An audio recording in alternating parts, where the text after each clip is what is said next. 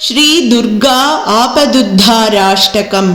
नमस्ते शरण्ये शिवे सानुकम्पे, नमस्ते जगद्व्यापिके विश्वरूपे, नमस्ते जगद्वन्द्यपादारविन्दे, नमस्ते जगत्तारिणि त्राहि दुर्गे, नमस्ते जगच्चिन्त्यमानस्वरूपे, नमस्ते महायोगी विज्ञानरूपे, नमस्ते नमस्ते सदानन्दरूपे, नमस्ते जगत्तारिणि त्राहि दुर्गे। अनाथस्य दीनस्य तृष्णातुरस्य भयार्तस्य भीतस्य बद्धस्य जन्तोः, त्वमेका गतिर्देवि निस्तारकर्त्री, नमस्ते जगत्तारिणि त्राहि दुर्गे। अरण्ये रणे दारुणे शत्रुमध्ये, जले सङ्कटे राजगेहे प्रवाते, त्वमेका गतिर्देवि निस्तारहेतुर्नमस्ते जगत्तारिणि त्राहि दुर्गे।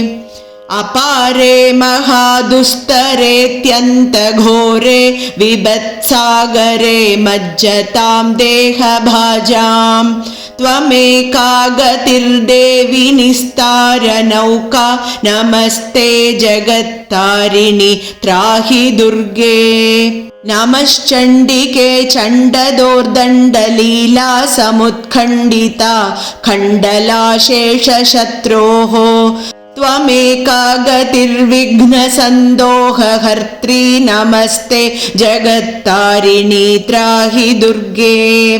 त्वमेका सदाराधिता सत्यवादिन्यनेकाखिला क्रोधना क्रोधनिष्ठा, इडा पिङ्गला त्वं सुषुम्ना च नाडी, नमस्ते जगत्तारिणि त्राहि दुर्गे।